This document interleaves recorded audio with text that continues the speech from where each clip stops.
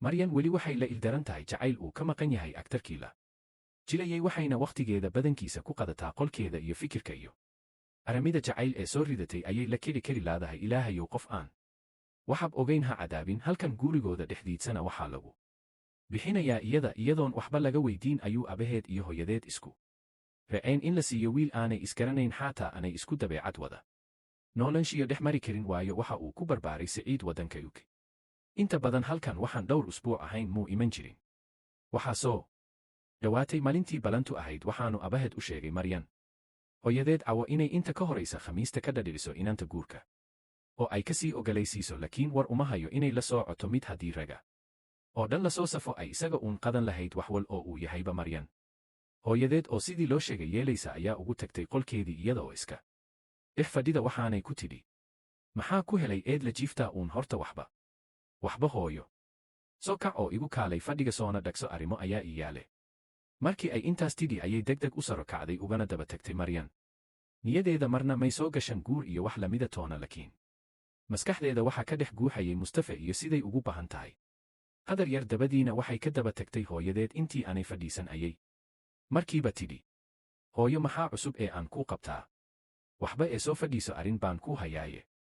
wayaahay ee maxaa jira hooyo Maryanay waxaa la gaadhay xilligii aanu ka fikiri lahayn mustaqbalkaaga iyo ciddad la wadaagi doonto markaa hooyo aniga iyo aabboba waxaanu kula jeclaanay wiil uu dhalay oday Maxamuud Cali oo dibadda ka yimid markaa hooyo Khamiista ayuu ku soo doonayaa ee sidaa ula soco hana nagu didin hooyo oo duco naga qaado markii ay intaas tidhi ayay Maryan qaracantay oo ay hadli kari weyday iyadoo aad modid in ay beerka ka naxday sida ay u hadli kari layd ayaa tidhi maanigaa la isoo doonayaa haa ee hanagu didin hooyo maya anigu nin aanan garanayn wax uu yahay ma guursanaayo aniguna ma joogo xilligii lay doori lahaa qofka aanu nolosha wadagayno hooyo ee iga daaya ma doonaye Maryan hooyadeed oo hadalka ku kulaylinaysa ayaa tidhi nayaa waan garanayaa waxa aad doonaysid inan yar oon nafitiisaba ku filnayn ayaad doonaysaa inaad raacdo ma abaha iyo familgina ayaad doonaysaa inaad sharaftooda meel kaga dhacdo taasi suuragal maaha Maryan oo naxsan ayaa tidhi hooyo sharaftiina meel kagama dhaacayo inaan nooleeyo mooye laakiin hooyo haddaan anigu raali ku ahay in aan nolosha la qaybsado wiil aan aqaan wuxuu gudi karo iyo wuxuu fali karaba maxaa ii didaya ee i raacinaya nin aanan garanayn wax alle wax uu yahay hooyo lacag iyo dibadba waa la helaa laakiin sida lagu helo ayaa adag laba qof oo raali isku ah jecelna inay nolosha wadagaan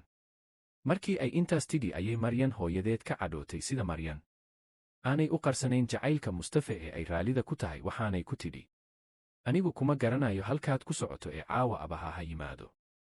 Maryan talaa ku cadaatay waxaanay aad u ixtiraamtaa abaheed mana jecla in ay hadalka ku celiso laakiin waxa kaga sii daran in uu abaheed arrinkaa ula yimaado iyo siday uga bixi lahayd waxaana la gaadhay habeenkii markii uu abaheed soo hoyday ayay hooyadeed u sheegtay waxay Maryan kala kulantay isagoon dhinacna eegin ayuu Maryan oo qolkii ku dhex akhrisanaysa buu jacayl ah inta uu ka gundhiyey gidaarka ka jaray kuna yidhi isagoo si adag ula hadlaaya